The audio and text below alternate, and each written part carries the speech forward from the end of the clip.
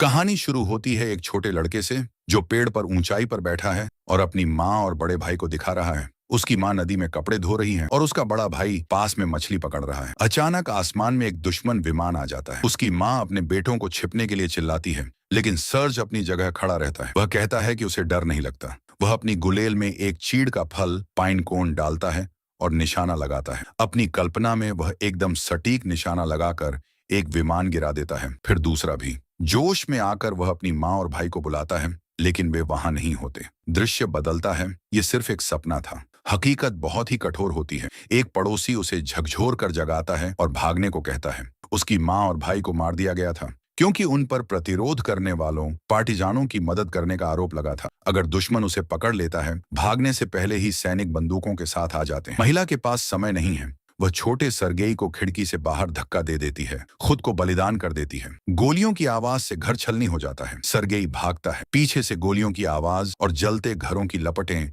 दूर होती जाती हैं। वह जंगल में गिरते पड़ते पहुंचता है। 6 साल का बच्चा, खोया हुआ, डरा हुआ और अकेला। वह मानने को तैयार नहीं कि उसकी माँ अब नहीं रही। वह बार बार माँ को पुकारता है, लेकिन जवाब में बस सन्नाटा मिलता है। सुबह होते ही प्यास उसे नदी किनारे ले जाती है, लेकिन तभी दुश्मन सैनिक आ जाते हैं। वह जल्दी से एक पेड़ की जड़ों से सटकर छिप जाता है। वह सांस भी नहीं लेता। फिर कुछ हिलता है। एक सांप उसके चेहरे के ठीक पास से रेंगता है। उसका दिल तेजी से धड़कने लगता है। अगर उसने चीख मारी तो वह मारा जाएगा। वह अपनी मुट्ठी भींचता है, सांस रोककर इंतजार करता है जब तक खतरा टल नहीं जाता। वह बच तो जाता है, लेकिन अब उसे भूख सताने लगती है। सरगेई जमीन पर सैनिकों के छोड़े हुए खाने के टुकड़े ढूंढता है। जो कुछ भी मिलता है वह बहुत कम होता है, लेकिन वह आगे बढ़ता रहता है। उसका छोटा शरीर कमजोर और थका हुआ है। कीचड़ और दलदल से होकर वह धीरे धीरे चलता रहता है। चारों तरफ तोपों की गरजती आवाज गूंजती है, जिससे जमीन कांप उठती है। रात में जंगल की परछाइयां डरावने जीवों की तरह दिखने लगती हैं, जो उसे चिढ़ाती हैं, लेकिन वह चिल्लाकर उन्हें ललकारता है कि वे पास आएं और देखें कि उसे डर नहीं लगता। उसे शांति केवल अपने सपनों में मिलती है, जहां उसकी माँ उसके और उसके भाई के लिए ताजा दूध लाती है। लेकिन उसकी ताकत धीरे धीरे खत्म हो रही है। उसके पैर साथ नहीं दे रहे, आंखें मुश्किल से खुल रही हैं। अर्ध चेतना में वह पास ही एक छोटा सा कांटेदार जीव हेजहोग देखता है। वह धीरे से फुसफुसाता है, मानो उसे मदद मांग रहा हो। आखिरी पल में उसकी मदद के लिए कोई आ ही जाता है। कुछ सोवियत सैनिक उसे ढूंढ लेते हैं। वे एक मिशन पर थे, लेकिन आधा जमा हुआ भूख से तड़पता ये बच्चा उन्हें अनदेखा नहीं कर सकता। उसे अपने साथ कैंप ले जाने का फैसला उनके कमांडर को पसंद नहीं आता, लेकिन वे उसे पीछे छोड़ने से मना कर देते हैं। एक तंबू की गर्मी में सरगेई को कुछ भी ठीक से समझ नहीं आता। तभी एक घायल हाथ वाला आदमी उसके पास घुटनों के बल बैठता है और खुद को लड़के के रूप में परिचित कराता है। सरगेई के होंठ कांपते हैं जब वह उनके सवालों के जवाब देता है।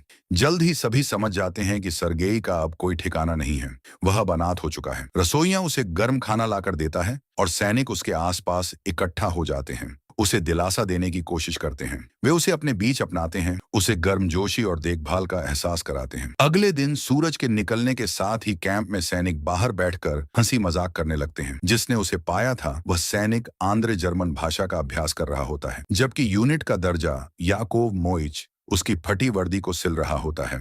बहुत समय बाद सरगेई को ऐसा महसूस होता है कि वह अकेला नहीं है। सैनिकों के बीच उसके नए साथी भी हैं। रिजो जो कैंप का काम संभालता है, और अनुभवी बुजुर्ग सैनिक यागोर मैक्सिमोविच। उनकी हल्की फुल्की बातचीत अचानक रुक जाती है जब दुश्मन का हमला शुरू हो जाता है। कैंप के मेडिकल टेंट में नर्स एंट क्या घायलों की देखभाल कर रही होती है। जब नर्स एंट क्या घायलों की देखभाल कर रही होती है, वह सरगेई को मोटे रसोइये पेट्रोविच द्वारा बनाए गए गाढ़े और पौष्टिक स्टू को खिलाने की कोशिश करती है। इधर सरगेई कमांडर कुजनेत्सोव के बारे में जानने के लिए बहुत उत्सुक होता है। वह कट्टिया से उनके तमगों और बहादुरी की कहानियों के बारे में सवालों की बौछार कर देता है। युद्ध खोने का दर्द और खतरों के बीच पला बढ़ा यह बच्चा अब बस एक ही चीज के बारे में सोचता है, कैसे एक मजबूत और निडर आदमी बना जाए जो दूसरों की रक्षा कर सके। इसी बीच आंद्रे और नर्सें एक भटकी हुई बकरी को कैंप में लाने में लगे होते हैं। उधर कटोव सरगेई से मिलने आता है और तुरंत महसूस करता है कि यह बच्चा उससे कितनी गहराई से जुड़ गया है। सरगेई की नजरों में कटोव एक पिता जैसी छवि रखता है,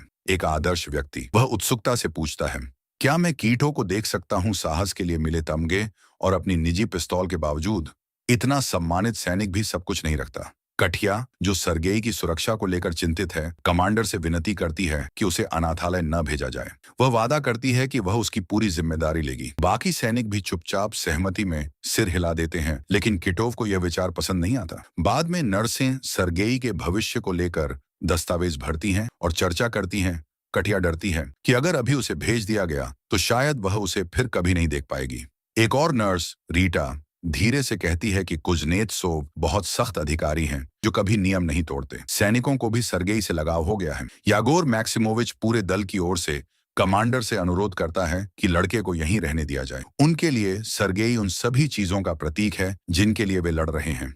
उनके अपने बच्चे जो घर पर उनका इंतजार कर रहे हैं, वे निर्दोष लोग जिनकी वे रक्षा कर रहे हैं, और वह भविष्य जिसके लिए वे अपना बलिदान दे रहे हैं। लेकिन किटोव देखभाल दिखाने का तरीका अलग होता है। उसे पता है कि लड़ाई के बीच लड़के को रखना बहुत खतरनाक है, चाहे सेरोआ जितना भी रुकना चाहे।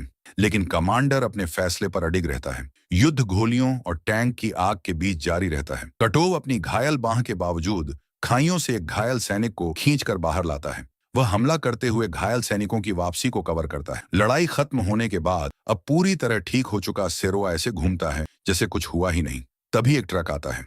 अब सेरोआ को सुरक्षित स्थान पर ले जाने का समय आ गया है। जाने से पहले कटोव लकड़ी की एक छोटी पिस्तौल तराशता है और इसे लड़के को एक यादगार तोहफे के रूप में देता है। सेरोआ थोड़ा झिझकता है, उसकी आवाज भावनाओं से भरी होती है। वह कटोव के लिए डरा हुआ था और उसका इंतजार कर रहा था। कमांडर उसकी बातों से भावुक होकर एक एहसास करता है, इस लड़के के अलावा अब कोई और उसका इंतजार करने वाला नहीं है। कटोव एक अनपेक्षित निर्णय लेता है। वह सेरोआ को गोद लेने का प्रस्ताव देता है। सैनिक खुशी से झूम उठते हैं और याकोव मिच की वर्कशॉप में इस बात पर बहस करने लगते हैं कि सेरोआ के लिए सही आकार क्या होगा। नया यूनिफॉर्म सेरोआ अब भी शांतिपूर्ण दिनों और अपनी मां के सपने देखता है। वह अब मेडिकल टेंट से कमांडर के क्वार्टर में आ गया है। सुबह जल्दी कटोव उसे एक सरप्राइज के साथ जगाता है, एक असली सैन्य यूनिफॉर्म। लड़का उत्साह से इसे पहनता है और जल्दी कपड़े पहनना सीखता है जैसे एक असली सैनिक। लेकिन उसे अपने नए कपड़ों का आनंद लेने का समय नहीं मिलता, क्योंकि दुश्मन के विमान हमला कर देते हैं। बमों के धमाके से कैंप में अफरा तफरी मच जाती है। सेरोआ युद्ध के मैदान में दौड़ता है, धुएं के बीच गिरते शरीरों को बचाते हुए। उसे डर है कि वह उन लोगों को खो देगा जो अब उसके परिवार जैसे बन गए हैं। एक फील्ड मेडिक उसे घबराने के लिए डांटता है और समझाता है कि युद्ध में सिर्फ एक ही चीज करनी होती है, जीत पर विश्वास रखना और जितना हो सके मदद करना। इस बात को दिल से लगाकर सेरोआ मेडिकल टेंट में घायलों को पानी पिलाने लगता है। एक सैनिक जिसकी आंखें जख्मी हैं, उससे घर से आया एक पत्र पढ़ने के लिए कहता है। लेकिन लड़का तेजी से सोचते हुए सेरोआ खुद एक दिल छू लेने वाली कहानी बना देता है, जिससे सैनिक हंसने लगते हैं। फिर वह उनके लिए एक गाना गाता है जिससे उनका मनोबल बढ़ता है, भले ही चारों ओर दर्द और तकलीफ हो। रात में कठिया उसे शांत करती है और अपनी गोद में सुला देती है। कटोव पास आता है, लेकिन तभी सेरोआ अचानक जाग जाता है और सिर्फ एक सवाल पूछता है, क्या उन्होंने दुश्मन को हरा दिया? अब उसने कुज़नेत्सोव को पापा बुलाना शुरू कर दिया है। लड़का गर्व से बताता है कि उसने अपने डर पर काबू पाना सीख लिया है और घोषणा करता है कि वह कटोव जैसा बनना चाहता है। युद्ध में हर किसी की अपनी भूमिका होती है, यह समझते हुए वह पूछता है कि उसकी वर्दी किसने बनाई। उन्हें धन्यवाद देने की इच्छा से वे शिविर में घूमते हैं और याकोव मिच के तंबू के खंडहर तक पहुंचते हैं। सेरोआ सैनिकों की नकल करता रहता है, दाढ़ी बनाना, सलाम करना और अपनी पहली असली ड्यूटी की तैयारी करना। आखिरकार काटोव उसे एक आधिकारिक काम सौंपता है, अलग अलग यूनिट्स तक चिट्ठियां पहुंचाना। जब सैनिकों को घर से पत्र मिलते हैं तो वे बहुत खुश होते हैं। परंपरा के अनुसार जिन्हें पत्र मिलता है उन्हें नाचना पड़ता है। सेरोआ इसे मजेदार और दिल को छू लेने वाला महसूस करता है। एक दिन जब वह नदी के पास घूम रहा होता है तो दूरबीन से कुछ अजीब देखता है। घास के ढेर से एक पैर निकला हुआ। वह तुरंत कैंप भागता है और आंद्रे को यह बताता है, फिर स्काउट्स को जांच करने के लिए मना लेता है। इस बीच काटोव और उसका ड्राइवर कटाटा और रीटा को लेने जाते हैं, जो जंगल में जामुन इकट्ठा कर रहे थे। रीटा मजाक में काटोव से पूछती है कि घर पर कौन उसका इंतजार कर रहा है, लेकिन वह बस कहता है कि उसका कोई नहीं है। स्काउट्स घास के ढेर तक पहुंचते हैं और उसमें आग लगा देते हैं, जिससे दो छिपे हुए दुश्मन बाहर आ जाते हैं, जिन्हें जल्दी ही पकड़ लिया जाता है। सेरोआ वापस अपनी चिट्ठी पहुंचाने की ड्यूटी पर लौटता है, लेकिन उसका दिल भारी हो जाता है जब उसे एहसास होता है कि सभी सैनिक अपनी चिट्ठी लेने और नाचने के लिए वापस नहीं आ पाते। उसकी मेहनत नजरअंदाज नहीं होती और वह एक असली हथियार और आधिकारिक पद पाने की इच्छा करता है। आखिरकार गोद लेने के कागज आ जाते हैं। सेरोआ अब आधिकारिक रूप से रेजिमेंट के साथ रहेगा। उत्साहित काटोफ और सेरोआ यह खबर कटाटा को बताने के लिए जल्दी से जाते हैं।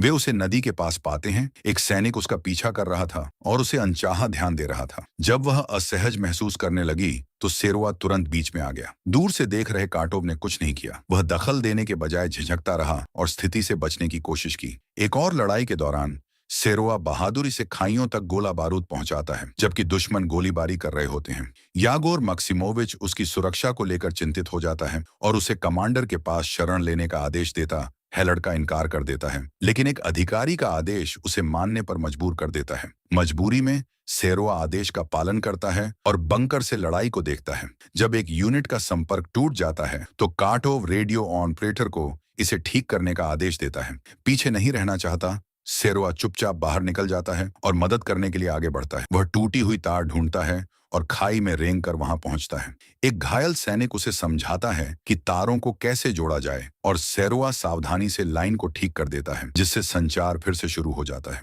लड़ाई खत्म होने के बाद सेरोआ एक सैनिक के पास बैठता है और तारों की ओर देखता है। बड़े और छोटे भालू की नक्षत्रों में वह एक माँ और बेटी को देखता है, लेकिन पिता कहाँ है? उसके विचार युद्ध और बहादुरी से आगे बढ़ जाते हैं। वह प्यार के बारे में सोचने लगता है। किसी से प्रेम करने का क्या अर्थ है? यह सवाल उसके मन में घूमता रहता है, जब तक कि अगले दिन वह कटाटा के पास भागकर नहीं जाता, यह दावा करते हुए कि उसके पिता बहुत बीमार हैं। घबराई हुई कटाटा सब कुछ छोड़कर मदद करने दौड़ती है, लेकिन उसे गुजातो गहरी नींद में आराम से सोता हुआ मिलता है। सेरोआ ने झूठ बोला था। वह बस इन दो वयस्कों को एक दूसरे के करीब लाना चाहता था। सेरोआ को साफ दिखता है कि वे एक दूसरे को पसंद करते हैं, लेकिन काटोव चुप रहता है। कठिया शर्मिंदा और परेशान होकर भाग जाती है और काटोव थोड़ी देर झिझकने के बाद आखिरकार उसके पीछे जाता है। कैंप में एक नया व्यक्ति आता है, एक प्रशिक्षक जिसका नाम किया है। वह सैनिकों को सेवा कुत्तों की ट्रेनिंग देना सिखाता है। सेरोआ इन कुत्तों से बहुत प्रभावित होता है। ये कुत्ते युद्ध में मदद करते हैं, प्राथमिक उपचार का सामान ले जाते हैं और घायल सैनिकों को जगाए रखते हैं। उन्हें काम करते हुए देखकर सेरोआ समझता है कि युद्ध में जानवरों की भी अपनी भूमिका होती है। उनकी क्षमताओं को खुद अनुभव करने के लिए वह कुत्तों द्वारा खींची जाने वाली स्लेज पर सवारी करने की जिद करता है। लेकिन जैसे ही स्लेज चलती है, एक आवारा बिल्ली उनके रास्ते में आ जाती है, जिससे कुत्ते बेकाबू हो जाते हैं। वे बिल्ली के पीछे दौड़ पड़ते हैं और सेरोआ को घसीटते हुए एक बारूदी सुरंग क्षेत्र की ओर ले जाते हैं। अंतिम क्षण में राइजो अपनी मोटरसाइकिल पर तेजी से आकर रास्ता रोक लेता है और समय रहते लड़के को बचा लेता है। इस बीच नात्सा आखिरकार कठिया तक पहुंच जाता है। वह फिर से हिचकिचाता है। युद्ध के मैदान पर हमेशा आत्मविश्वासी रहने वाला यह सैनिक अब उसके सामने कमजोर महसूस करता है, लेकिन इस बार वह कुछ कहने में सफल होता है, बस इतना कि वह अपनी भावनाएं जता सके। उनका यह पल ज्यादा देर तक नहीं टिकता, क्योंकि आदेश आता है रेजिमेंट को सुबह तड़के रवाना होना है। सैनिक एक ग्रामीण सड़क पर मार्च करते हैं और अंततः एक गांव में रुकते हैं, जहां वे स्थानीय लोगों के साथ रहते हैं। बहुत समय बाद सेरोआ अपने ही उम्र के बच्चों से मिलता है। वे सब एक गर्म रसोई में बैठते हैं। वह फर्श में एक बड़े छेद की ओर इशारा करता है। यह एक जर्मन बम का निशान था, जो छत और फर्श को चीरता हुआ नीचे आया था, लेकिन किस्मत से फटा नहीं। अचानक एक जोरदार आवाज गूंजती है।